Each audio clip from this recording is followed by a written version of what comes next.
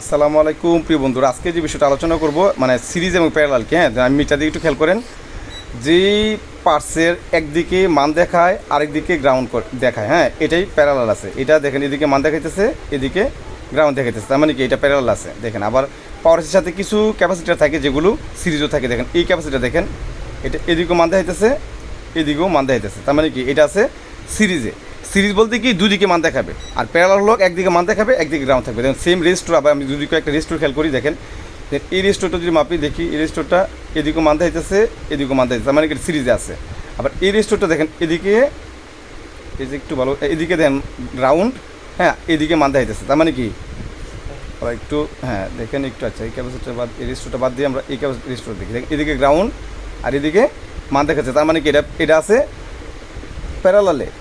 আর যেটা দুদিকে মান দেখাচ্ছে, এটা এই রেজিস্টার দুদিকে মান দেখাইতেছে, এদিকেও মান দেখাইতেছে, এদিকেও মান দেখাইতেছে, তার মানে কি এটা আছে সিরিজে।